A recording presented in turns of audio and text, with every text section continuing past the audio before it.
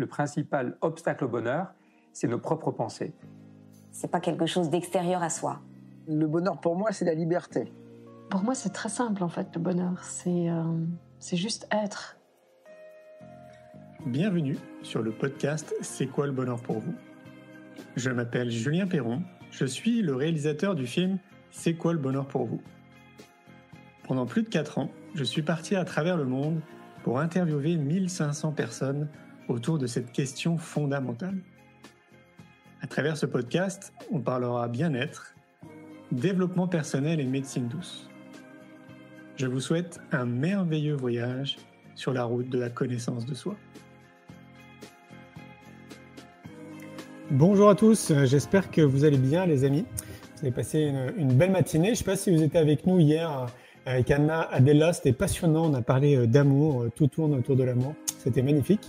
Moi ça va très bien, là je pars demain matin d'ailleurs, je ne sais pas si vous êtes au courant, je vais à Paris dans la librairie Erol, tout simplement pour aller signer mon 2e livre. Si vous voulez venir pour avoir une dédicace et qu'on passe un petit peu de temps ensemble, donc ce sera de 18h30 à 20h30 à la librairie Erol, c'est dans le 5e arrondissement à Paris. Vous allez voir ça, on va passer un bon moment. On avait fait ça l'année dernière, c'était très sympa. Les gens étaient venus du coup pour la sortie de mon premier book. Et je crois qu'on était une 50aine sur place. On avait passé un bon moment. Ça, c'est mon premier livre du coup qui est sorti l'année dernière. Pour ceux qui ne le savaient pas, c'est quoi le bonheur pour vous en chemin vers soi. Vous êtes pas loin de 8000 maintenant à avoir lu le livre. Donc merci, merci pour tous vos retours. Ça fait chaud au cœur d'ailleurs. J'adore quand vous m'envoyez des photos de vous un peu partout dans le monde avec le livre. J'adore cette idée. Et donc, le deuxième, qui est sorti le 31 octobre, que je vous montre à l'écran, c'est la suite et partie complémentaire au premier. Donc là, c'est quoi le bonheur pour vous en quête de sens. Peut-être que vous comprenez en filigrane, les deux sont vraiment intimement liés. Pour moi, c'est un esprit sain dans un corps sain. Donc, le premier était plutôt concentré autour de notre corps et là, le deuxième plutôt autour de notre voyage intérieur, notre monde intérieur. Et donc, voilà, on se retrouvera demain si vous êtes à Paris. Et donc, je voulais vous montrer une petite vidéo parce que ça y est, on a terminé la programmation du 2e congrès C'est quoi le bonheur pour vous qui va avoir lieu à Arcachon de nouveau. Ça sera le 12 et le 13 juillet, donc au centre des congrès. On avait passé vraiment un super bon moment. C'était 2023 déjà. C'était vraiment chouette. On était plus de 600 sur place, 400 en plus en ligne. Et ça a été un moment extraordinaire. On avait pu aller se baigner et tout après. Donc là, on sera en plein mois de juillet. Donc prenez votre maillot de bain. Et la billetterie est déjà en ligne. Donc si vous voulez voir la programmation et prendre votre billet, vous tapez congrès c'est quoi le bonheur pour vous dans un moteur de recherche et vous tomberez sur le site. Et là, je vais vous montrer du coup une petite vidéo qu'on a réalisée suite au congrès pour vous montrer un peu l'ambiance, quoi. À tout de suite. Tout d'un coup, on rentre dans une salle où il y a beaucoup d'enthousiasme, où c'est joyeux. Je pense qu'on a tendance à se défendre de nos peurs plutôt que les accepter, leur faire de la place et les affronter. Parce qu'on a une vie trop sédentaire. Donc on est tous sur des rails, on nous dit voilà, c'est tout droit. Il faut que des gens osent faire des pas de côté. Le bonheur pour moi, c'est l'alignement. On grandit dans un environnement qui nous apprend à être d'une certaine manière pour pouvoir être aimé. Généralement, on met un masque pour correspondre à notre environnement immédiat. On va essayer de comprendre ce qui se cache derrière ce cœur et comment dans votre quotidien vous pouvez vivre plus pleinement avec un cœur plus éveillé. Comment on peut influencer sa santé, sa vitalité et son amour. Qui sommes-nous ? C'est pas évident de répondre à cette question. Je crois que le bonheur, il va au-delà de soi. Si on veut s'inscrire dans cette vie avec le plus d'épanouissement possible, ce qu'il nous faut, c'est l'amour. Comment vous vous sentez, Arcachon ? Je pense que le bonheur, il est juste là. Tout reprend du sens. C'est juste ça. Donc, ce sera le 12 et le 13 juillet 2025 au centre des congrès d'Arcachon. Si vous voulez prendre votre billet, la billetterie est ouverte. Vous tapez congrès, c'est quoi le bonheur pour vous ? Je vais faire apparaître Ludovic précisément. Ça va, Ludo ? Ouais, très bien. Eh ben, écoute, on va rentrer dans le vif du sujet. Donc, tu es le cofondateur de Petit Bambou. Tu me disais en off, il y a déjà plus de 11 millions d'utilisateurs, ce qui est quand même assez incroyable. Et je te disais d'ailleurs, donc c'était pas toi que j'avais eu au téléphone il y a 8 ou 9 ans en arrière, mais donc du coup, ton collègue m'avait passé un coup de fil parce que vous étiez dans les débuts de lancement, donc il fallait communiquer autour de l'appli. Et waouh, le cheminement que vous avez fait entre-temps, ce qui est assez dingue, tu vas nous expliquer tout ça. Et voilà. Donc, qui es-tu, Ludovic ? Que fais-tu ici ? Dis-nous tout. Donc, je suis Ludo. Je suis effectivement, comme tu dis, le cofondateur de l'application Petit Bambou. Tu me lances sur une présentation qui peut prendre plein de directions différentes. Donc, Donc, au-delà du professionnel, je suis un grand passionné de plein de choses. Je suis passionné de jardinage, je suis passionné de musique, je joue dans 2 groupes de musique, je suis passionné de rugby. Même si j'habite Lille, alors j'ai un peu quitté l'équipe dans laquelle je jouais, qui était une équipe parisienne. Okay. Et voilà, et puis je suis un papa de 2 enfants, j'ai 48 ans, et puis professionnellement, je suis ce que les gens aiment bien appeler un serial entrepreneur, parce que j'en ai fait plusieurs des entreprises. Okay. J'aime pas trop ce mot-là, parce que ça fait très américain, très Silicon Valley style. Donc, je suis quelqu'un qui construit ses projets, je suis un bâtisseur de projets, et donc voilà. Et donc j'en ai fait quelques-unes, et mes petits bambous, c'est évidemment ma plus belle réussite sur plein de dimensions. Trop bien, ok. Parce que j'imagine que c'était des secteurs d'activité très différents que Petit Bambou, non? Oui, alors il y a une constante, c'est toujours dans un monde qui est connexe à la technologie. C'est-à-dire que et en fait, j'aime bien quand je regarde en arrière me dire que j'ai créé des entreprises à partir de là où j'en étais, moi, dans mon cheminement personnel. Et donc, évidemment, quand j'ai créé ma première entreprise à 23 ans, c'était plutôt dans un objectif de rendre fiers mes parents, d'acquérir mon indépendance, et plutôt dans presque une dimension monétaire, j'ai envie de dire, si je regarde ça avec tendresse maintenant. Et puis, au fur et à mesure du temps, j'ai créé des entreprises toujours dans le monde technologique, mais qui étaient plus en rapport avec là où j'en étais, moi, dans mon développement. Okay. Et donc, Bambou est arrivé quand j'arrivais à la quarantaine, quoi, grosso modo. Voilà. Ok, ça veut dire quoi? Tu te posais des questions autour de la méditation, de la relaxation, du bien-être, de la connaissance de soi. Tu en étais là à un moment donné? Ouais, alors ça, c'est aussi un fil rouge de ma vie.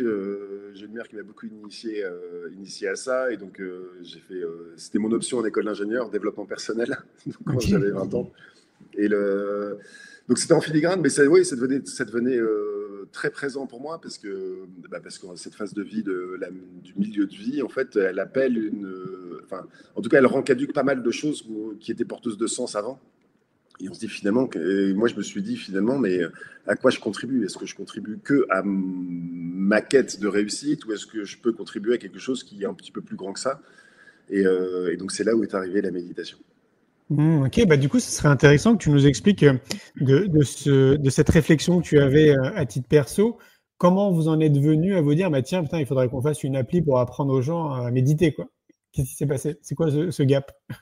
Alors le gap, c'est tu vois, je disais Silicon Valley style, parce que j'ai travaillé un tout petit peu dans la Silicon Valley tout au début de ma carrière. Et quand je suis revenu en France, en fait, j'ai trouvé, et souvent ça fait rire les Français quand je le dis, j'ai trouvé que les Français râlaient, en fait. Et généralement, les gens font, les Français râlent. Et c'est très marquant qu'en fait, quand on s'extrait de la culture pour aller vivre dans une autre culture, quand on revient, on dit, mais c'est incroyable que les gens râlent. Et j'ai trouvé qu'il y avait une certaine forme de beauté dans cette râlerie, parce qu'il y a une forme de construction aussi, de dire on refuse pas mal de trucs pour créer autre chose. Et en même temps, il y a un moment, c'est devenu tellement prégnant, cette râlerie un peu ambiante, que je me suis retrouvé dans une situation bizarre qui était que je râlais parce que les gens râlaient. Oui, okay. C'est un méta-râleur. Et au moment où j'ai pris conscience de ça, je me suis dit, mais c'est pas possible, je peux pas me mettre moi dans la catégorie des gens qui me font râler. En râlant, j'étais devenu assez négatif. Je dis, bon, on va changer tout ça, on va essayer de se reconnecter à tout ce qui est chouette. Et donc, du coup, j'avais développé cette page Facebook qui s'appelait Petit Bambou, mais qui n'était pas du tout une appli de méditation, c'était simplement une page Facebook à l'époque, et qui avait pour intention de réinviter les gens à kiffer plein de petites choses.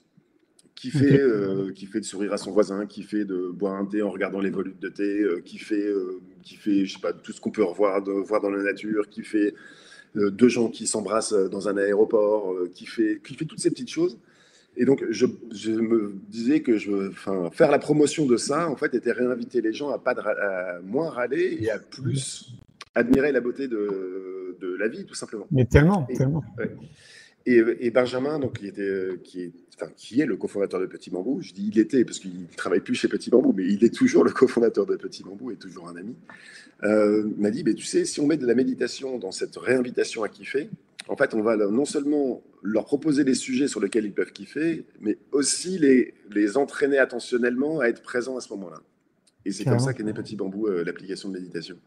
Ok. Et donc, du coup, le lien est vite fait. Comme tu maîtrises la tech, si j'ai bien compris, tu connaissais les outils, en fait, pour lancer le projet, quoi, en gros. Oui.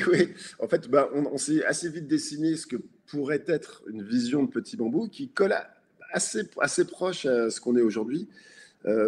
Mais quand on dit maîtriser la tech, j'avais quand même des grands trous dans la raquette un peu partout, hein, parce que j'avais jamais fait d'app, je savais pas ce que c'était que streamer du MP3, je savais en tant qu'utilisateur, mais donc ça a quand même été un bon gros boulot, s'entourer de compétences, s'entourer de conseils pour réussir à sortir cette application. Et finalement, c'était assez vite. On a mis 8 mois entre le moment où on a commencé à se dire, bon allez, on se met à fond sur ce projet, et à la sortie de l'application, de la première version de l'application. D'accord. Et là, vous avez fait une levée de fonds, vous avez eu du soutien financier, vous partiez déjà avec un bagage financier? Alors, pas du tout, on n'a pas fait de levée de fonds. On avait un tout petit peu de sous perso, parce que comme je disais, moi j'ai créé des entreprises avant, il y en a une que j'ai revendue assez correctement avant de faire Petit Bambou, donc ça m'a permis de me financer ma partie. Et puis Benjamin, il travaillait dans une grande entreprise américaine, donc il avait aussi un salaire qui lui a permis de capitaliser un petit peu. Mais le chiffre exact, c'est qu'on a mis 12 500 € chacun. C'est-à-dire qu'on n'a pas. C'est beaucoup d'argent, certes, mais c'est pas les millions que les gens peuvent lever. C'est clair. Et puis c'est beaucoup moins élevé que ce que coûte maintenant de faire une appli, quoi. Oui, alors, donc, effectivement, donc ces 25 000 €, ces 12 000 € chacun sont partis j'ai payé je peux dire vraiment un ami, enfin, il est devenu un ami en tout cas, qui était consultant et qui savait faire des apps. Donc en fait, on a tout dépensé là-dedans et puis on s'est débrouillé avec ce qu'on savait faire nous pour combler les trous avec Benjamin et moi. Et puis ça a fait à peu près une app. Mais la version 1 de l'application, maintenant quand je la regarde, je me dis c'est l'histoire d'un projet, quoi. C'était un bébé, quoi. Voilà. Bravo. Et du coup, nous, aujourd'hui, on va discuter autour d'un autre projet que vous avez. Alors, tu vas nous dire si c'est un projet qui est déjà installé ou si c'est encore au stade de projet, mais j'ai l'impression que c'est déjà quand même lancé. Donc là, tu veux vraiment inviter la méditation au sein de l'école. Donc, j'imagine au sein de l'éducation nationale, parce que tu sais, il y a les écoles alternatives, les écoles nouvelles et puis l'éducation nationale. Moi, ce que je comprends, c'est que c'est plutôt pour intégrer en fait notre système. J'aimerais bien que tu nous parles de tout ça parce que bon, j'imagine que tu le sais, moi, ça fait 11 ans maintenant que je mets beaucoup d'énergie dans l'éducation et donc je vois les choses évoluer dans le bon sens. D'ailleurs, ça c'est plutôt une bonne nouvelle quand même parce que on tend de plus en plus vers plus de savoir-être et de connaissance de soi. Donc ça c'est génial. Et j'ai vu le ping-pong notamment ces dernières années entre les allers-retours qu'il pouvait avoir autour de la méditation au sein de l'éducation nationale. Certains disaient à un moment donné au secours, c'est des mouvements sectaires, faut faire attention, surtout pas de méditation. Et puis après on sortait une liste de 300 études scientifiques autour de la méditation pour essayer de leur dire mais écoutez les gars, voilà, c'est pas du tout une secte, c'est juste validé en fait par le protocole scientifique. Et donc maintenant ça a été validé, je sais pas si tu le sais, par le département santé du ministère de l'Éducation nationale. Donc maintenant ça y est, c'est validé quoi. Donc il y a plus de petites étoiles, tu vois, qui dit faites attention. Donc est-ce que c'est parce que tu suis peut-être tout ça que tu t'es dit putain c'est maintenant ou jamais qu'il faut aller dans l'éducation? J'aimerais bien que tu nous expliques tout ça, ouais. Oui, alors il n'y a pas de tactique. C'est le premier mot. Donc c'est pas parce que tout le monde en parle ou parce que qu'on se décide à y aller. En fait, on fait ça depuis presque le début de Petit Bambou. C'est-à-dire qu'on s'est dit à un moment, moi j'ai des enfants, maintenant ils sont ados quoi, et on s'est rendu compte, enfin moi je me rends compte en tout cas au quotidien que leur capacité attentionnelle, elle est quand même vraiment challengée. Et elle est challengée par qui? Elle est challengée par des hyper puissants. Par des gens qui ont levé des millions, quelques milliardaires aussi dans cette idée-là, qui font des réseaux sociaux et qui ont pour les réseaux sociaux ou les réseaux tels TikTok par exemple, n'ont qu'une intention, c'est d'exposer les enfants à du contenu publicitaire en leur mettant un peu de contenu généré algorithmiquement, la diffusion générée algorithmiquement, et que les enfants en face de ça, ils n'ont pas vraiment d'outils pour s'équilibrer là-dedans. Ouais. Et ça amène pour moi plein de. Alors c'est pas la racine de tous les soucis, mais c'est une racine quand même qui induit pas mal de soucis. Donc on s'est dit, si des enseignants veulent faire méditer des enfants, on leur donne un accès gratuitement à Petit Bambou. Donc ça ça fait 6 ans que ça existe. Et donc il y a pas mal de succès, en fait, il y a pas mal d'enseignants qui l'ont fait, qui nous font des retours qui sont quasi tous dithyrambiques, et les moins bons retours, on les a pas en fait, ils nous les envoient pas, mais les moins bons retours qu'on reçoit, je peux considérer qu'ils sont presque dithyrambiques. Et devant l'ampleur de ça, en fait, on s'est dit donc c'est une démarche purement altruiste. C'est-à-dire qu'il y a même dans les guidelines qu'on envoie aux enseignants, je ne veux pas que les enfants soient exposés au logo. Je veux pas qu'ils entendent le mot petit bambou, c'est simplement si vous voulez mettre de la méditation à l'école, proposez la méditation à l'école, voilà. Mais on a eu quand même pas mal de défiance là-dessus parce qu'on est une entreprise. Donc comme on est une entreprise, faire de l'entrisme dans les écoles avec une solution, eh ben, c'est très très bien que ça soit très surveillé et très très très analysé. Ouais. Donc, on a pris la décision l'année dernière de structurer tout ça dans un cadre juridique qui est un fonds de dotation, qui est une sorte de fondation, donc qui est évidemment à but non lucratif, comme toutes les fondations ou tous les fonds de dotation. Et donc, pour passer un peu à l'échelle, c'est-à-dire que là, il y avait plus de 10 000 enseignants qui faisaient méditer les enfants avec nous. On a décidé de structurer ça pour que ça soit pas justement porté par Petit Bambou, mais par la fondation Petit Bambou. Ok, d'accord. Donc, en fait, avec une idée, du coup, là, que ça prenne de plus en plus d'ampleur, alors, si je comprends bien. Ouais, alors moi je fonctionne jamais par objectif, donc je me dis pas il faut qu'il y ait autant de personnes. C'est-à-dire que si je devais dire un objectif pour la fondation, c'est de bien servir les enseignants qui veulent bien faire ce passage-là, ce passage, enfin d'intégrer. Alors il faut faire attention au mot méditation à l'école, puisque effectivement méditation et à juste titre d'ailleurs peut-être assimilé à des pratiques ésotériques voire religieuses. Et nous, il y a un abus de langage en fait entre méditation et méditation de pleine conscience. Oui. Toutes les études scientifiques parlent sur la méditation de pleine conscience, qui s'appelle mindfulness en anglais. Donc, ils ont enlevé le mot meditation, ils ont dit mindfulness. Donc, on pourrait dire pleine conscience. Et c'est un type de méditation laïque, prouvé scientifiquement. Donc, quand on parle de méditation, faisons attention de bien faire dans notre cerveau le lien entre méditation et méditation de pleine conscience quand on parle de l'école. Bien sûr, ouais. Faire rentrer du bouddhisme, je suis plutôt adepte de ça. À l'école, c'est pas une bonne idée. Donc, non, bien sûr. Ouais. Voire même, tu vois, j'ai l'impression qu'il vaut mieux utiliser le mot relaxation que méditation. Alors, ouais, relaxation et méditation, pour le coup, c'est très éloigné. Mais, à mon sens, on remplace. Moi, j'aime bien remplacer méditation par entraînement attentionnel. Okay. Entraînement à l'attention. C'est-à-dire qu'on fait des exercices pour s'entraîner à poser notre attention, donc en méditation plutôt sur ce qui est là, au présent. C'est-à-dire que nos sensations physiques, notre respiration, les bruits qui nous entourent, les gens qui sont là, tout ce qui est vraiment au présent. Alors que la relaxation, ça pourrait être une projection. Par exemple, imaginez-vous sur une plage, et donc on sort du présent pour aller dans le monde un peu imaginaire. Donc c'est quand même assez différent dans la pratique. Mais bon, au final, un des effets de la méditation, c'est que ça apporte une partie un peu de relaxation. Ben oui, forcément. Donc, ce qui veut dire que tu n'intègres pas, tu sais, les principes de la cohérence cardiaque, de la sophrologie ou autre, c'est ça? C'est vraiment des choses... Ouais. Alors si, justement, si. D'accord. Ça, on l'appelle pas méditation, mais alors, dans la plateforme Edcol, tous les enseignants qui nous écoutent, allez voir, c'est school.petitbambou.com, il me semble, ou sinon vous le retrouvez sur la page de Petit Bambou.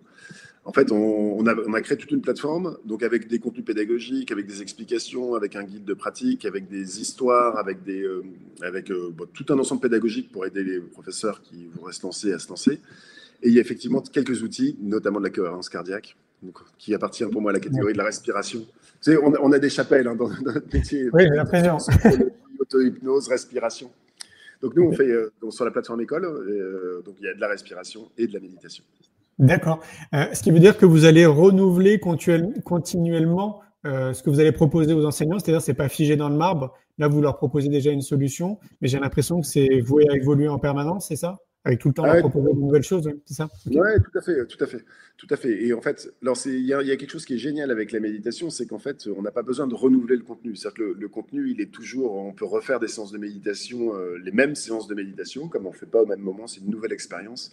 Et en fait, même c'est amusant de refaire des mêmes méditations à des moments différents pour ressentir qu'on a ressenti des choses très différentes. Carrément. Mais par contre, enrichir, oui, continuellement, on va ajouter des contenus. Là, on a un contenu, par exemple, j'adore, on a fait un contenu avec Maestro, c'est le petit bonhomme de Il était une fois la vie. Ok, trop bien. Ouais, donc évidemment, c'est des contrats qui sont un petit peu plus compliqués à générer que quand on écrit avec des instructeurs, parce qu'il y a des droits à l'image et tout ça. Mais on est arrivé au bout. Donc, on a pas mal de... Il y a Maestro qui apprend aux enfants à respirer. J'adore, mais ça, c'est de notre époque, quoi. Mais ouais, moi, j'ai appris la science nat, la science aussi. Avec Il était une fois la vie, évidemment. Ah, bravo, j'adore. Ce qui veut dire que c'est accessible à toutes les tranches d'âge, je sais pas, de la maternelle jusqu'au lycée, par exemple? Alors, c'est accessible à toutes les tranches d'âge. Pour l'instant, le contenu qu'on a mis en ligne, il est maternelle, école primaire. On a un peu de contenu pour ados, donc il est très bien, mais il y a qu'un programme. Donc en fait, on a vite fait le tour. D'accord. Mais on y travaille. En fait, on y travaille. Okay. Cette plateforme, elle a été lancée en septembre. Là. Donc c'est tout récent. C'est tout récent, ouais, d'accord. Donc vous avez la volonté, si je comprends bien, d'aller au moins jusqu'au lycée. C'est ça la fac. Ouais, c'est ça. Hein. De toucher tout le monde. Ouais, d'accord. Okay. Complètement. Mais on essaye de faire des contenus qui sont vraiment spécifiques au monde de l'éducation. C'est-à-dire que parce que pour aller pour accompagner les lycéens, Petit Bambou marche très bien.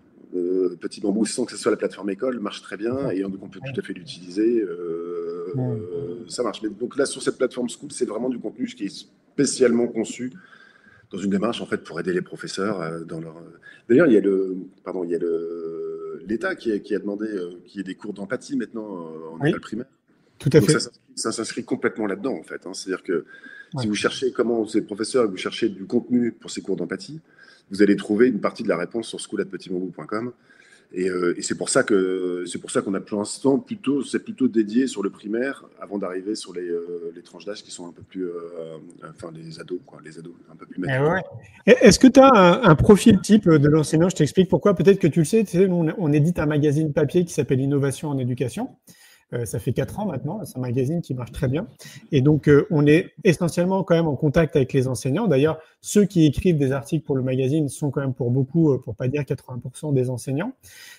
Comme je te disais, moi, ça fait 11 ans que je mets beaucoup d'énergie dans l'éducation.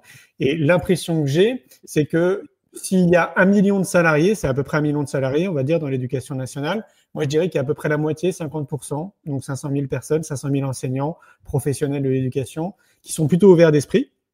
Et donc, du coup, qui vont être assez ouverts à ce que tu fais, à ce que tu proposes. Et puis d'autres qui, alors, faut surtout pas leur en vouloir, hein, ils ont été conditionnés d'une certaine manière, hein, bien évidemment, qui vont être plutôt réfractaires, voire vraiment, tu vois, oulala, non, surtout pas, quoi. Est-ce que tu constates ça toi aussi? Ouais, et je trouve cette segmentation-là en 2 groupes, en fait, je trouve que les 2 groupes sont très importants, en fait. Oui. Parce que si tout le monde était early adopter et prenait n'importe quoi, n'importe quand, et qu'il n'y avait pas cette espèce de contre-pouvoir de attention, il faut bien faire les choses, attention, je ne fais que si c'est validé, je ne fais que ça, en fait, nos enfants seraient exposés à des contenus à l'école qui seraient pas de qualité. Donc, en fait, je remercie le contre-pouvoir, même si de temps en temps, ils sont un peu relous, mais dans l'exécution. Mais en même temps, ils sont hyper importants. Oui. Donc, le profil type, moi, j'ai envie de dire, tu as dit le mot, c'est des gens ouverts, curieux. Moi, j'aime bien dire aux enseignants, méditez un petit peu, vous, avant, pour savoir ce que vous faites. C'est-à-dire que la méditation de pleine conscience, donc la mindfulness, je fais attention de ne pas trop dire méditation quand on parle de même si j'y arrive pas, c'est pas un pansement. C'est-à-dire que c'est pas genre mes enfants dans ma classe ils sont trop agités, je vais mettre de la méditation et donc du coup je vais de la pleine conscience. Pardon. Bon, on n'a qu'à dire méditation égale pleine conscience. Ok. Je vais mettre de la méditation, ça va résoudre mon problème. En fait, je compare ça souvent avec le monde pharmaceutique. C'est-à-dire que quand on a mal à la tête, si on prend un aspirine, ça va un peu mieux. Mais si c'est des migraines, en fait, ça reste plus longtemps. Donc, quand on a une classe très agitée, on est plutôt dans le cas de la migraine. C'est-à-dire qu'il faut traiter les racines et puis y aller doucement pour que ça soit bien solide et puis que ça produise ses effets sur le long terme. Oui. Alors, sinon, si on cherche là pour faire de la relaxation, ils sont tous agités, on va faire un peu de relaxation. Et, voilà. Mais donc, du coup, si les enseignants ont médité un peu, ils seront probablement, même très probablement, beaucoup plus transmetteurs de cette pratique. Bien sûr. Aux enfants. Et les enfants, quand ils créeront une adhésion chez les enfants, qui normalement amèneront les changements, des changements, pas qu'ils souhaitent, ils amèneront des changements aussi qui sont complètement, qu'ils n'avaient pas perçus. Ah oui. Et généralement sont plutôt, en tout cas scientifiquement prouvés, plutôt dans le sens d'une plus belle harmonie, d'un meilleur équilibre. Tout à fait, ouais. Et puis une concentration aussi qui a augmenté, des résultats de ce que je comprends aussi qui sont aussi peut-être un peu mieux. Est-ce que tu as l'impression, je ne sais pas si vous avez des feedbacks aussi à ce niveau-là, qu'il y a une répercussion du coup aussi à la maison? Tu vois, parce que tous les parents ne sont pas forcément des méditants. Du fait que les enseignants proposent la méditation, on va appeler ça mindfulness du coup, proposent la mindfulness au sein des classes. Il y a des parents qui sont pas ouverts d'ailleurs, ce serait intéressant que tu nous fasses un feedback là-dessus. Et si c'est le cas ou pas, est-ce que le fait que les enfants le pratiquent, est-ce que tu sais si toi du coup ça a un retour aussi positif au foyer à la maison? Alors ça, oui, il y a pas mal de gens qui nous témoignent. On reçoit, j'ai un métier formidable pour ça, hein, parce qu'on reçoit plein de témoignages de plein de gens qui nous expliquent ce que ça a changé pour eux, y compris de parents qui nous écrivent justement sur leurs enfants qui ont pratiqué la mindfulness à l'école. Et en fait, si j'essaye de factoriser tout ça pour donner l'essence, c'est qu'en fait, les enfants vivent mieux avec eux-mêmes. Okay. C'est-à-dire que les enfants acceptent mieux d'avoir des émotions. C'est-à-dire, je ne parle pas de régulation des émotions, moi, j'aime bien parler d'acceptation et voire d'embrassade d'émotions. Quand on est triste, on peut embrasser sa tristesse plutôt que la refuser. Ouais. Et donc, en fait, ça aide les enfants à être plus au contact d'eux-mêmes.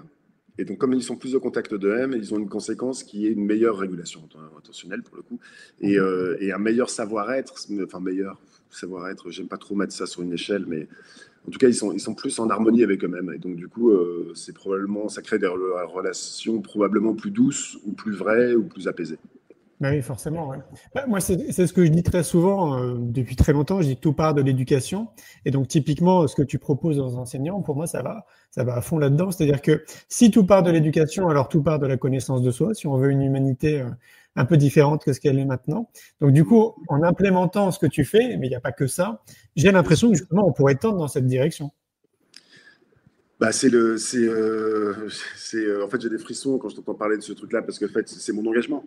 C'est mon engagement. C'est pas mon engagement. Je prends pas d'engagement auprès de quelqu'un, mais c'est mon engagement sociétal. C'est d'œuvrer dans ce sensla. Magnifique.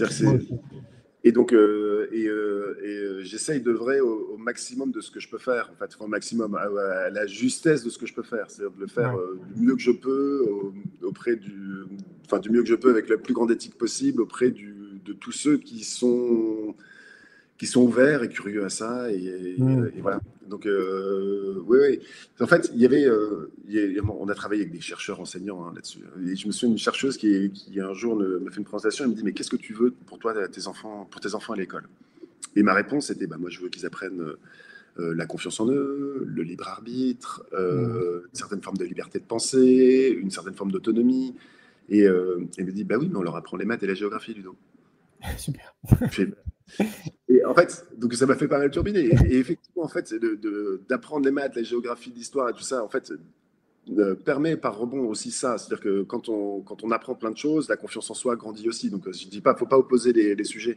Mais oui, il manque vraiment quelque chose de l'ordre des compétences psychosociales, qu'on appelle à l'école. Et voilà, donc c'est aussi pour ça qu'on a créé cette fondation pour pouvoir accélérer, en fait, non pas au sein d'une entreprise commerciale, mais au sein d'une entreprise une organisation à but non lucratif. Ouh là là, le lapsus.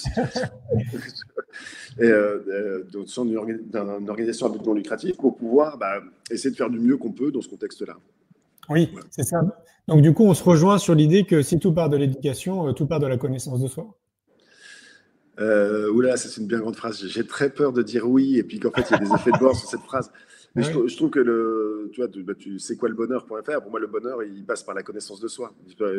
J'avais coutume de dire que le chemin, c'était d'arriver à comprendre qui on est vraiment. Oui. Et que pour moi, le bonheur, c'était une définition. Alors peut-être que elle a 5 ans ou 6 ans, cette définition pour moi, donc on évolue quand même beaucoup dans notre quête du bonheur, notre quête de ce qu'est le bonheur. Ouais. Et la connaissance de soi, pour moi c'est fondamental. C'est central, c'est même pas fondamental. Mais oui, c'est ça. Et pour moi, ça devrait être vraiment central dans notre société, parce que c'est pas qu'une question de l'école, c'est pas qu'une question politique ou médiatique, ça devrait vraiment être un objet sociétal, quoi. Et du coup, tu me tends la main, tu me tends une perche. Merde, je sais, tu vas me demander c'est quoi le bonheur. Mais oui, bien évidemment, parce que j'ai interviewé 1500 personnes, t'imagines. Donc forcément, c'est quoi le bonheur pour toi, Ludo? Tu vois, je te donnais ma définition que je disais il y a 5 ans. Je pense qu'elle est assez robuste, en fait, cette définition d'aller à la rencontre de soi. Pour moi, ça fait partie du chemin du bonheur. Et ce que je sais, c'est que, ce que je sais pour moi, encore une fois, c'est juste pour moi. Je n'ai pas du tout envie de faire de grandes déclarations. Si on pouvait résoudre cette question d'un coup de cuillère à peau, ça se saurait. C'est que c'est un peu impensif, cette histoire, mais c'est que c'est le chemin qui est beau. C'est-à-dire que je ne pense pas qu'un jour je me dirais ça y est, j'ai rencontré le bonheur et il est stable. J'y crois pas. Par contre, il y a plein de petites choses dans le chemin qui sont eux-mêmes peut-être une micro-définition du bonheur. Et voilà, donc si je dis, je vais peut-être faire mon méditant là, maintenant, je dis, pour moi, le bonheur, c'est d'être en vie, c'est d'être là. C'est d'avoir cette joie immense de pouvoir se réveiller le matin, de vivre, donc en fait, le bonheur, pour moi, il est déjà là. C'est que je suis en vie. Alors, j'ai plein d'emmerdes. Hein. J'ai plein d'emmerdes. J'ai plein de satisfactions. J'ai plein d'insatisfactions. Et moi, j'essaie de décorréler tout ça du bonheur.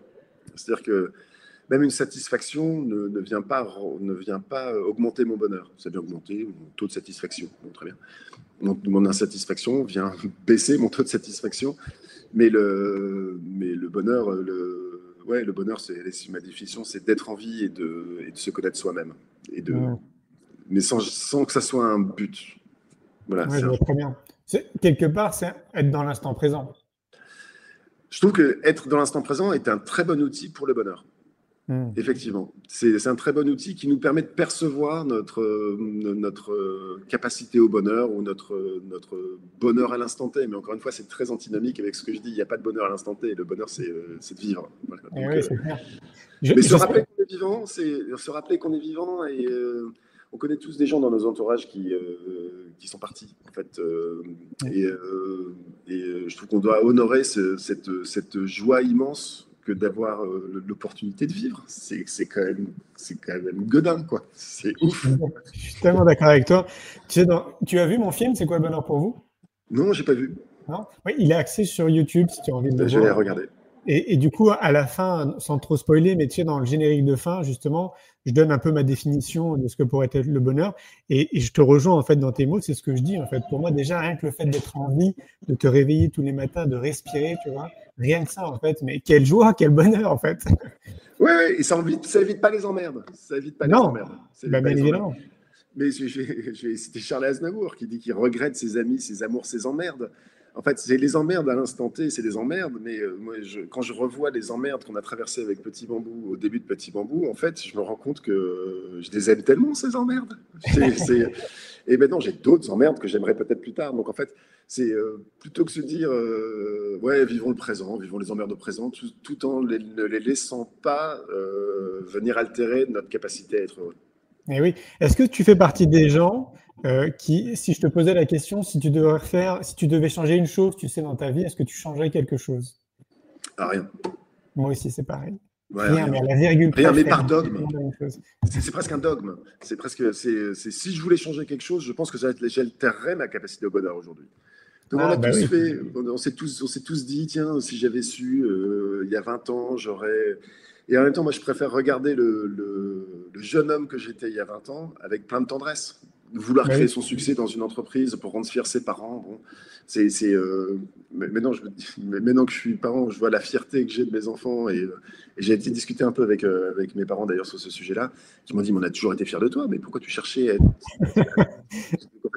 Et donc, mais je trouve que cette quête de ce jeune homme que j'étais ou du petit garçon que j'étais qui avait d'autres quêtes, voilà, en fait, si on regarde ça avec tendresse et pas avec regret, en fait, on arrive à s'embrasser soi-même. C'est-à-dire que C'est ça. Bien sûr que si je réagissais avec mes 48 ans, si je reprenais à 48 ans avec ce que je suis à 48 ans, des décisions que j'ai prises à 23 ans, je ne prendrais pas les mêmes, évidemment. Mais à 23 ans, je n'étais pas capable de prendre autre chose que celle-là. Et c'est OK. la tendresse qui en était. Ouais. Je reviens sur la méditation dans les classes. D'ailleurs, moi-même, pour méditer, me relaxer, faire de la mindfulness, tout ça, vraiment là-dedans depuis que je suis gamin, je vois bien quand même assez facilement que c'est pas accessible pour tout le monde. Enfin, en tout cas, c'est l'impression que ça me donne. Et donc, du coup, je me dis dans une classe de 30 élèves, parce que maintenant, ils sont minimum 30, est-ce que tu penses que tout le monde peut faire de la mindfulness? Alors, j'ai envie de répondre oui, et puis en même temps, j'ai envie de répondre non. Donc, en fait, je réponds entre les deux. En vrai, je pense que oui, parce qu'en fait, c'est une pratique qui ne nécessite pas de compétences. Par contre, c'est une pratique qu'on ne peut pas imposer. C'est-à-dire que je ne veux pas imposer à quelqu'un de méditer. Même chez Petit Bambou, les gens ne méditent pas forcément. Donc, c'est une pratique dans laquelle on s'invite. Donc, ce que l'enseignant peut faire, c'est inviter les gens à la pratique dans leur classe. Et peut-être qu'il y en aura 10, 15, 2 ou 28 qui ne voudront pas. Ben, à ce moment-là, on peut, comme la pratique de méditation, notamment pour les enfants, c'est des pratiques de 7-8 minutes. On ne parle pas de grandes méditations de 45 minutes ou de 2 heures, quoi. Ben, c'est simplement leur proposer une autre activité. Prenez un livre, lisez un livre ou faites vos devoirs. Juste respectez le silence de ceux qui méditent. Et probablement qu'en fait, ce qui va se passer dans un second temps, c'est que tout le monde va venir méditer. Parce qu'en fait, ça fait du bien. En fait, ça, c'est presque unanime. Tous ceux, quand on termine une méditation, c'est quand même très, très rare. Enfin, je réfléchis, j'ai les yeux qui se lèvent, je réfléchis, parce que ça m'arrive aussi, moi, de terminer des méditations en me disant, oh là, c'était pénible aujourd'hui. Mais en même temps, on finit par aimer ce côté pénible. Et puis se rendre compte que c'était pénible fait partie de l'exercice.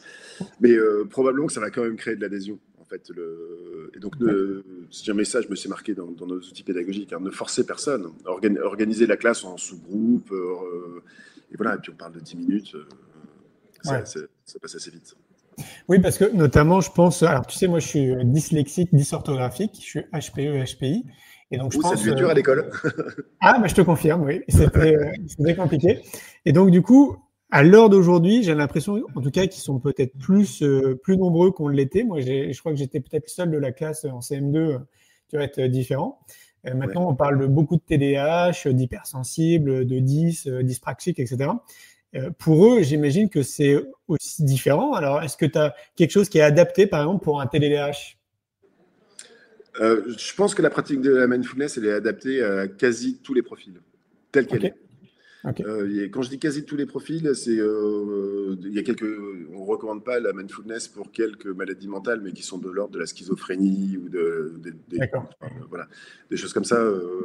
Donc faut faire un peu attention à ça. Mais sinon la pratique en elle-même, c'est ça qui est magnifique dans cette pratique, c'est une pratique qui est pour tout le monde, quoi, hein, qui est pour quel que soit le milieu social, quel que soit l'âge, quel que soit les 10 qu'on peut avoir.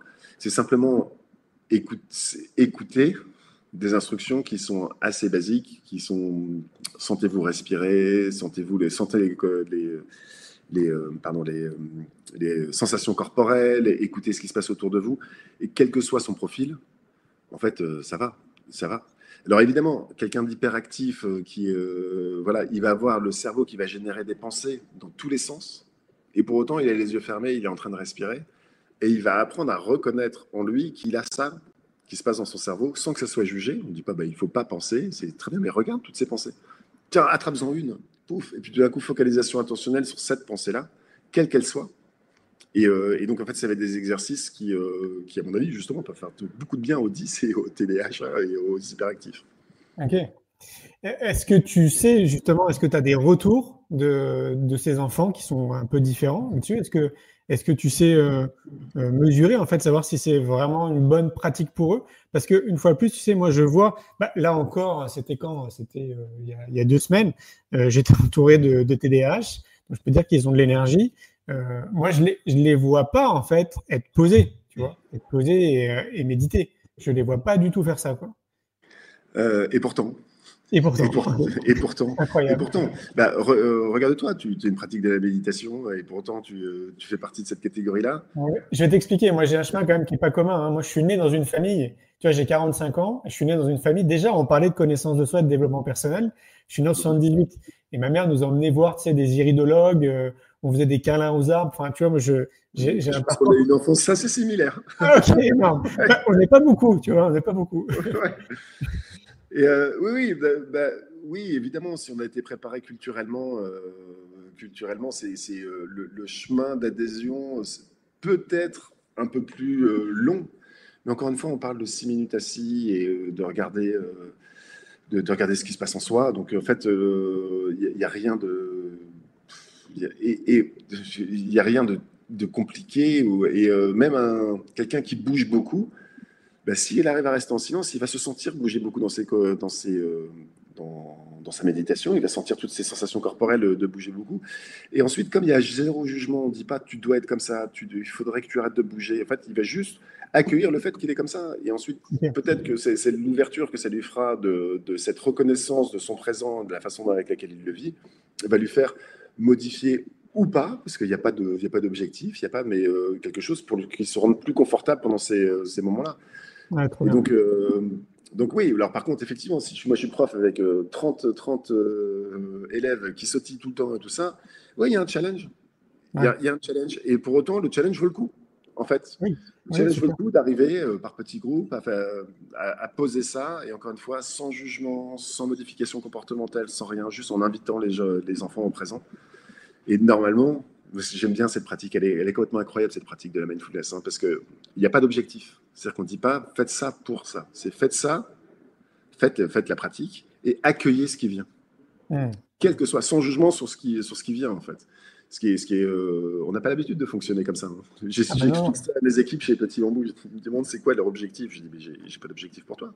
Comme des objectifs, quoi. Je dis bah non, en fait, ce que je souhaite, c'est que tu te mettes tes compétences, ce que tu sais faire, ta personnalité au service d'un collectif qui sert cette mission d'essayer. J'ai formalisé la mission en disant essayer d'aider les gens à reconquérir leurs espaces attentionnels, corporels, et tout ça. C'est la mission de Petit Bambou. Donc moi, je veux que tu fasses ça du mieux que tu peux, et en conséquence de quoi, on verra arriver soit de la croissance pour Petit Bambou, ou soit de la croissance d'un bonheur dans l'équipe, etc. Et en fait, donc on ne parle pas d'objectif, on parle de conséquences d'un engagement. Et donc la méditation, c'est un peu pareil. C'est-à-dire que quand on médite pas pour être plus calme, on médite pas pour être plus centré, on médite pas. Par contre, on accueille ce qui arrive. Et ce que la science nous prouve, c'est que souvent, la capacité attentionnelle est arrivée, est améliorée, il y a une réduction du stress, il y a pas mal de choses comme ça, mais à la limite, il ne faut pas le dire, il faut le vivre. Voilà. Ah oui, c'est clair, mais on partage la même philosophie. Et j'aime bien ce que tu dis là pour terminer. Effectivement, oui, il faut vivre l'expérience. Parce que tant que tu le vis pas, en fait, et que tu l'incarnes pas dans ton propre corps, je pense que c'est compliqué de mesurer potentiellement les bienfaits que ça peut apporter. Alors, j'imagine que tu dois en parler justement c'est une apps d'ailleurs, j'allais dire une apps, c'est une apps pour les enseignants, ou il faut aller sur un site internet? Non, c'est sur le site internet. Okay. C'est sur le site internet parce qu'en fait, on s'est rendu compte que c'était plus simple parce que les classes sont souvent connectées à internet. Il n'y a pas besoin de télécharger d'app, il n'y a pas besoin de. Voilà, on ne fait pas installer quoi que ce soit nulle part, quoi.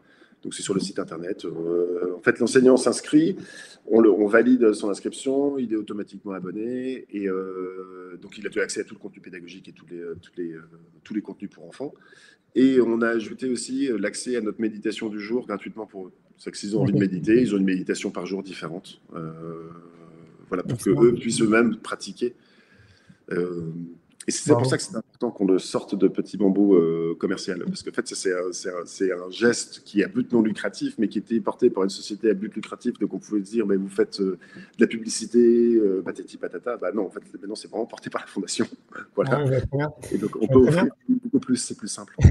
Ce que je voulais te dire, du coup, c'est est-ce que vous arrivez à mesurer? Parce que moi, je fais partie des gens qui pensent que c'est par la répétition, avec une certaine forme de discipline, en appliquant une certaine forme de rituel, en fait, dans ta vie, que tu peux mesurer justement les bienfaits d'une chose. Donc là, en l'occurrence, on parle de mindfulness.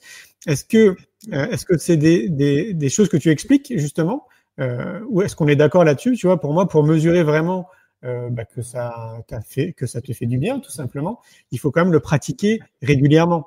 Est-ce qu'on est d'accord? Ouais, il faut pratiquer assez régulièrement. Alors la régularité, il y a plein d'études là-dessus. On dit que pour poser une pratique, il faut faire 21 fois. Il y a des choses comme ça.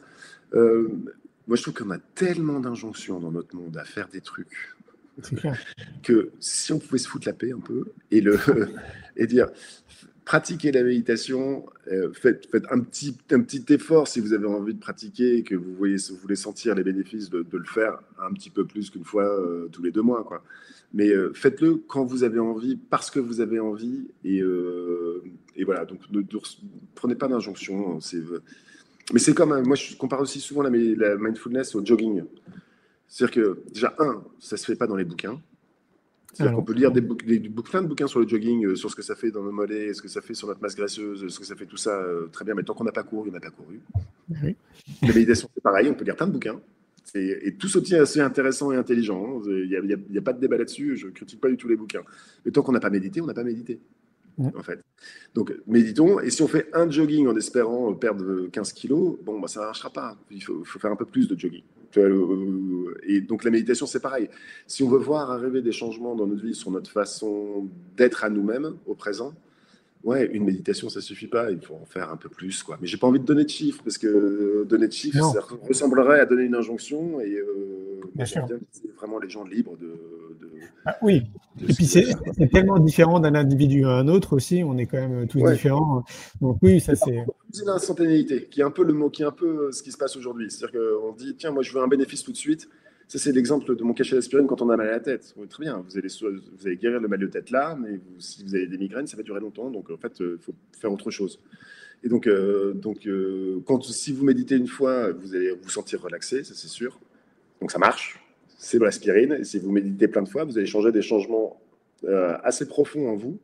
Et je vous laisse les découvrir parce qu'ils sont différents pour chacun. Et qui probablement vous amèneront à être plus connecté à vous-même et probablement mieux avec vous-même et mieux avec les autres. Et on a tendance à dire mieux avec le monde, du coup. Et comme tu disais tout à l'heure, le monde en a un petit peu besoin qu'il y ait des gens qui s'occupent du monde de manière douce et belle. On est bien d'accord. Ouais. Est-ce que pour un néophyte, là, un enseignant, un prof qui nous écoute, qui est totalement néophyte, qui résonne totalement avec tes propos, et qui dit moi ça m'intéresse. Est-ce que c'est facile d'accès? Tu vois, hyper facile. Ok. Ouais, hyper facile. J'ai pas envie de détailler ma réponse. Hyper facile. Allez dessus, mettez votre email, essayez. Si c'est pas facile, c'est qu'on a vraiment fait mal notre boulot. À ce moment-là, il faut nous le dire et on change. Mais a priori, ça a été fait pour que ça soit hyper facile. Ok, trop bien. Tu peux nous redonner le site internet pour justement se procurer tout ça?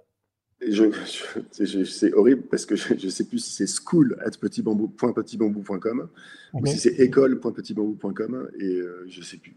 Je peux vérifier, mais si vous allez sur le site Petit Bambou, vous cliquez sur le menu et le menu en haut à gauche et puis il y a Petit Bambou École en lien et vous allez trouver dessus. Okay. Mais je crois que c'est school. Sinon, c'est ça peut-être. Tu sais, tu vas dans un moteur de recherche, tu tapes École Petit Bambou, à mon avis, on tombe direct dessus. Il est récent le site, donc probablement, mais peut-être pas. Donc, je sais pas. Je mettrai les liens. On est une entreprise assez bizarre. Hein. On est une entreprise où en fait, ce genre de sujet m'intéresse pas. Je me dis, les gens qui vont trouver, ça va. Et en fait, de temps en temps, ça rend. Je pense que les gens sont suffisamment capables de trouver, quoi. Puis de temps en temps, en fait, justement, dans ce réflexe d'immédiateté, ils se disent, si j'ai pas trouvé, j'arrête. Je tape www.petitbambou.com et trouve le lien. Enfin, il est là. Il est là, il est dans le menu, en gros. Donc voilà. C'est pas très compliqué, quoi. Ouais. Qu'est-ce qu'on peut faire pour aider cette fondation, pour les gens qui nous écoutent? Alors, il va y avoir plein de sujets parce qu'en fait, une fondation, donc c'est un fonds de dotation. C'est pas un fonds. J'ai toujours pas compris la différence juridique, mais bon, il y a un truc. Ça ressemble, mais d'accord. Je sais plus exactement. J'ai des gens qui m'ont dit il faut faire un fonds de dotation et j'ai des gens que je crois, donc voilà. Enfin, en qui j'ai confiance. Il va y avoir plein de choses en fait. Si vous voulez nous aider à créer du contenu pédagogique, on serait ravis. Si vous nous faire des retours sur la facilité d'utilisation, on serait ravis évidemment sur la facilité ou non d'utilisation, des idées.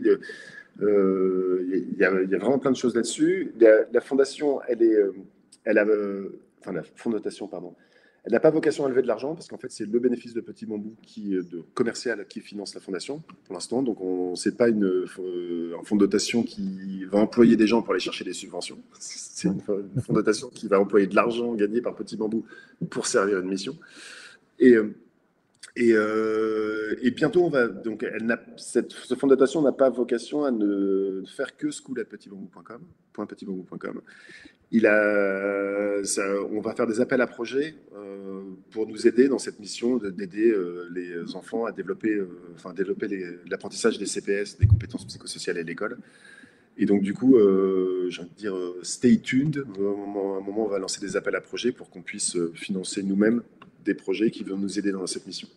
D'accord, génial. Moi, on me pose souvent la question depuis de nombreuses années si j'ai été voir le ministère de l'Éducation, si, tu vois, si je vais voir un peu les politiques pour taper un peu plus haut, quoi, on va dire. Alors moi, très souvent, j'explique que moi, le monde de la politique, ça m'intéresse pas du tout, mais vraiment pas. Donc du coup, je n'y vais pas. Par contre, c'est vrai qu'ils ont tous reçu les anciens ministres, et je crois que le nouveau aussi, il a reçu mon film, L'école de la vie. Il a reçu aussi le magazine. On les a abonnés gratuitement au magazine Innovation et l'éducation. Donc je pense qu'ils sont au courant de ce qu'on fait, mais on va pas plus loin. Est-ce que toi, tu as vocation à aller plus loin, peut-être dans cette direction? J'aimerais. Alors souvent quand on parle au conditionnel, c'est qu'on va pas le faire. Je me heurte en fait à une question que je n'arrive pas à résoudre, qui est la différence de temporalité entre le monde politique et le monde des startups, enfin des startups ou des entreprises. Donc c'est-à-dire que s'il faut faire 3 ans de lobbying pour obtenir quelque chose qui est très hypothétique, en fait c'est quelque chose que je peux pas faire rentrer ça dans mon agenda. Donc en fait, donc on essaie de trouver des raccourcis, comme tout le monde, de trouver des gens qui nous aident à trouver ces raccourcis. J'aimerais, et en même temps, j'ai pas du tout cette posture de il faut absolument que tous les enfants méditent. Donc en fait, j'ai pas envie d'aller porter ce message. Je suis plutôt, je fais du contenu que je pense être le plus éthique, le plus approprié, le mieux possible, baqué scientifiquement, on travaille avec des chercheurs, on fait ça. Et le jour où ça devient une volonté politique, à ce moment-là, je serai prêt. Enfin, notre système sera prêt pour. Okay. Ce qui est très risqué aussi comme façon de penser, hein, parce que souvent quand les politiques finissent par accepter, en fait ils vont prendre une autre solution qu'ils développent eux-mêmes et tout ça, donc, parce que si on n'a pas grenouillé dans ces instances, on n'est pas légitime. Mais bon, je prends quand même ce parti pris-là parce que mon idée c'est plus de servir ma mission que de servir que d'aller faire du lobbying. En plus, j'ai une autre façon de répondre à ça, je suis nul à ça. Donc en fait, si je le fais, c'est nul. Mais oui, mais par contre, effectivement, je sais qu'on là, on va, en vrai, on doit aller faire une présentation au Sénat. Enfin, on a des choses comme ça qui se passent parce que c'est des demandes qui rentrent parce qu'en fait, Petit Bambou, par son impact, aujourd'hui, il y a 7 millions de Français qui ont utilisé Petit Bambou. Ça fait quand même 1 sur 10. Ouais. Donc, on fait partie des gens qui sont visibles par l'État français. Et donc, du coup, évidemment, si on a l'occasion, on y va. Ouais. Mais je ne mets pas trop d'énergie personnellement à aller chercher ça pour convaincre. Je comprends. Parce qu'en plus, les gens du gouvernement changent souvent. Donc, en fait. Oui, on est d'accord. On est d'accord sur le fond. Je vois que ça passe très vite, Ludo. Est-ce que tu as des choses à rajouter, peut-être, qui te semblent assez importantes à destination des enseignants et des gens qui nous écoutent? Ouais, j'ai rien préparé. Vous pouvez croire que j'ai préparé parce que je réagis du tac au tac, mais c'est quelque chose que je vis beaucoup avec mes enfants en ce moment et j'ai envie de passer le message à tous les parents de réinviter leurs enfants à faire. Et qu'est-ce que je veux dire par faire? C'est que je trouve qu'en fait, de ce que je constate autour de moi, donc évidemment, je fais une généralité, mais c'est que les enfants deviennent très passifs. Les écrans aident beaucoup à cette passivité et deviennent très anxieux parce qu'ils sont exposés médiatiquement, potentiellement tout leur temps éveillé, sauf le temps à l'école. C'est bien, à l'école, il n'y a pas d'exposition médiatique. C'est pour ça que Petit Bambou ne veut pas que le logo soit mis. Enfin bref.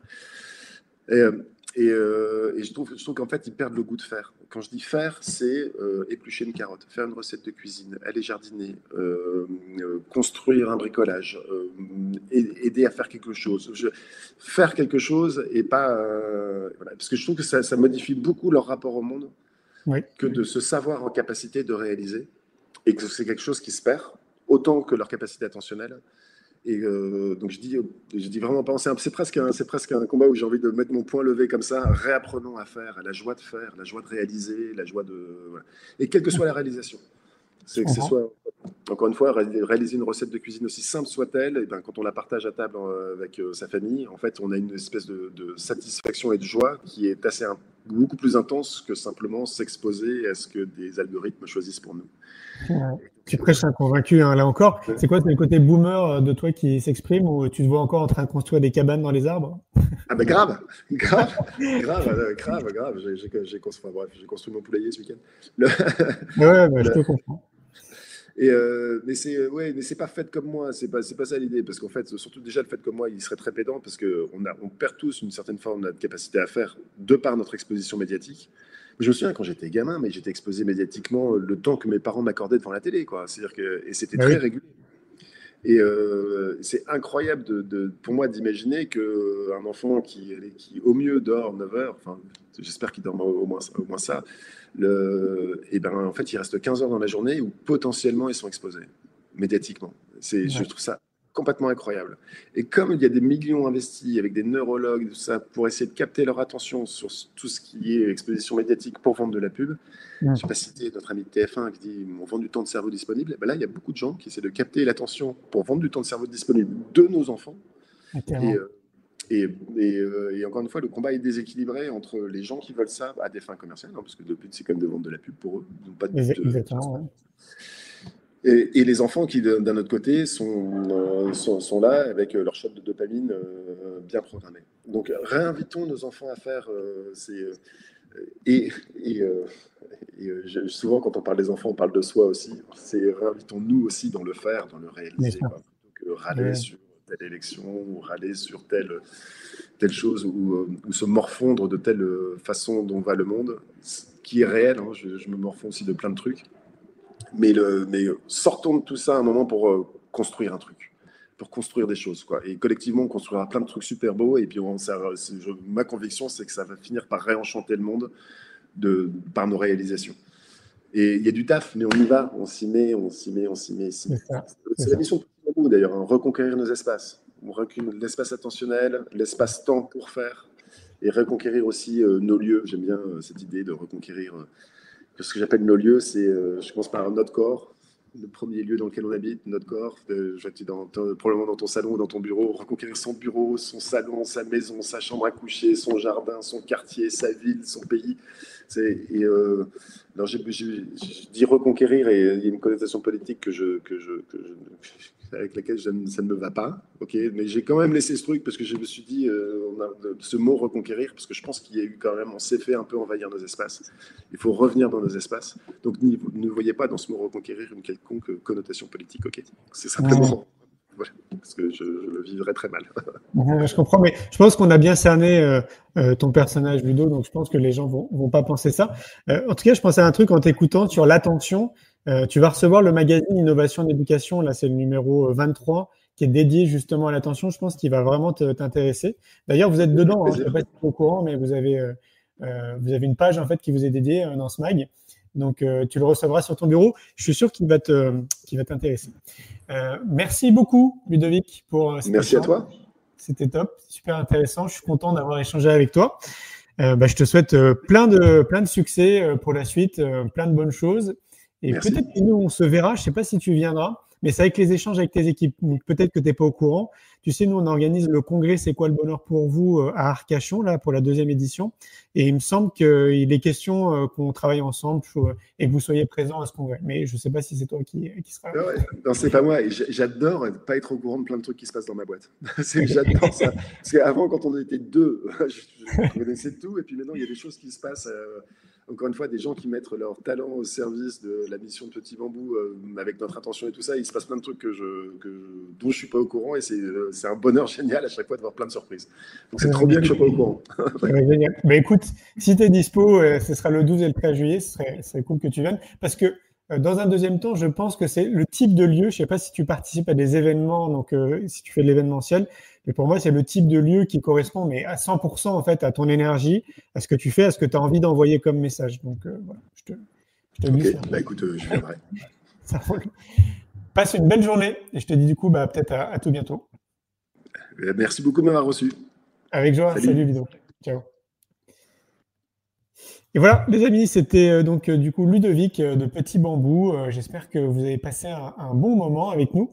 Un homme passionnant, passionné, qui navigue comme nous, avec les mêmes désirs, les mêmes valeurs. Donc, je suis ravi de cet échange.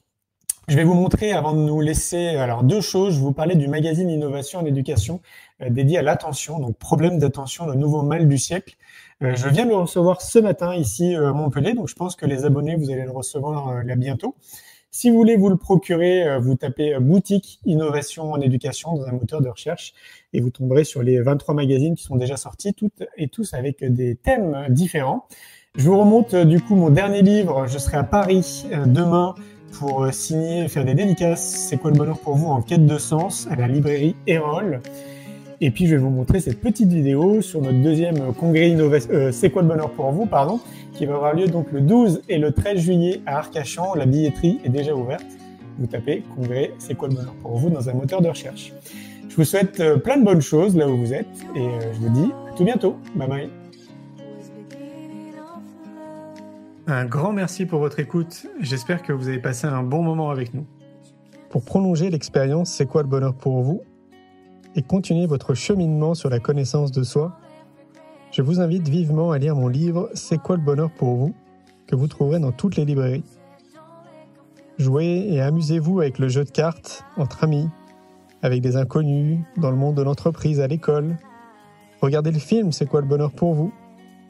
Et surtout, prenez soin de vous. Je vous souhaite un merveilleux voyage vers vous-même.